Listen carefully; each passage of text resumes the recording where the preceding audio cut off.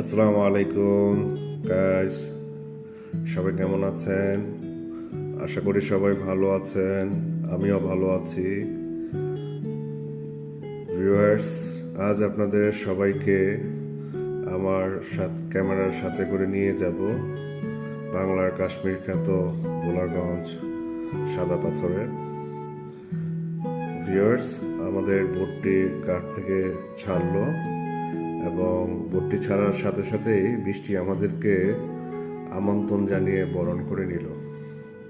প্রচুর বৃষ্টি হচ্ছে, কারণ পাশেই ভারতের মেঘালয় রাজ্যের চেরাপুঞ্জি।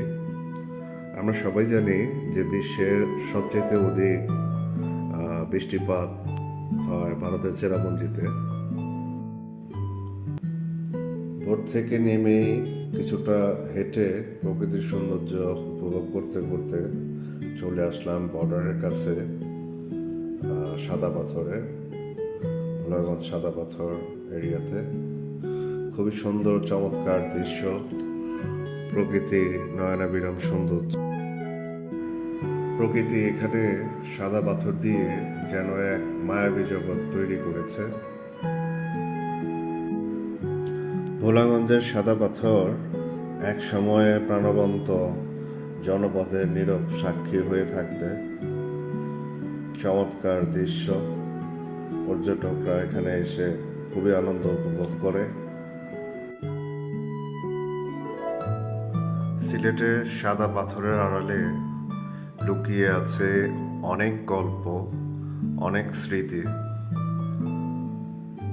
ভোলাগঞ্জের সাদা পাথর, যেখানে প্রকৃতির হাতে গড়া স্থাপত্য, সাদা পাথরের স্নিগ্ধতা মুগ্ধ করে সবাইকে।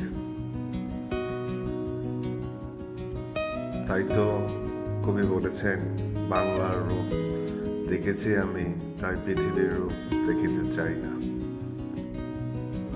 পাহাড়ি ঝর্ণা, স্বচ্ছ পানি ও সাদা পাথরের মনোমুগ্ধকর সৌন্দর্য সব মিলে এক অন্যরকম সমাহার। সাদা পাথরের মায়াবী হাতছানি সিলেটের ভোলাগঞ্জ যেন প্রকৃতির এক অন্য রূপ। বন্ধুরা, বর্ডার গার্ড বাংলাদেশের একটি সাইনবোর্ড দেখতে পাচ্ছেন। সেখানে লেখা আছে, সামনেই বর্ডার, বেশি দূর এগোবেন না, সতর্কতামূলক।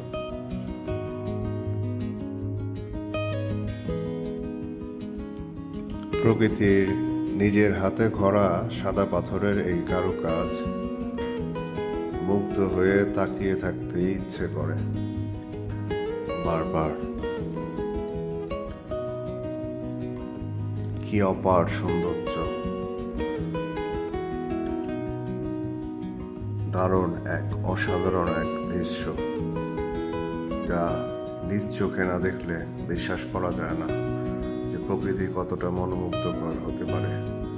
সাদা মেঘ পাহাড়ের সাথে এসে খেলা করছে, আকাশ থেকে নেমে পাহাড়ের পাশে এসে দাঁড়িয়ে আছে। এ এক অনন্য দৃশ্য,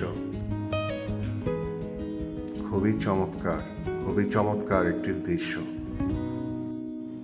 বন্ধুরা, আমার এই ভিডিওটি ভালো লাগলে অবশ্যই একটি লাইক দিবে এবং আমার চ্যানেলটি সাবস্ক্রাইব করবে। সাদা পাথরের সৌন্দর্য উপভোগ করে আমরা বোটে উঠে পড়লাম এবং আমাদের বোট ছেড়ে চলে যাচ্ছে। মেঘালয় রাজ্যের পাহাড়গুলোকে পিছনে ফেলে আমাদের বোট এগিয়ে যাচ্ছে সামনে ঘাটের দিকে। গাইস, এই ভিডিওটি করার সময় সাদা পাথরগুলো ছিল, কিন্তু এখন আর নেই। ধলাই নদের পানির স্রোত আবার কত বছর পরে আগের মতো করে পাথর বয়ে আনতে পারবে, তা একমাত্র মহান আল্লাহ তাআলাই ভালো জানেন। গাইস, ভিডিওটি ভালো লাগলে অবশ্যই সবাই লাইক দিবেন এবং আমার চ্যানেলটি সাবস্ক্রাইব করবেন। সবার প্রতি শুভকামনা রইল। সবাইকে শুভকামনা জানিয়ে আমি বিদায় নিচ্ছি। সবাই সুস্থ থাকবেন, ভালো থাকবেন। আমাদের জন্য দোয়া করবেন। আল্লাহ হাফেজ।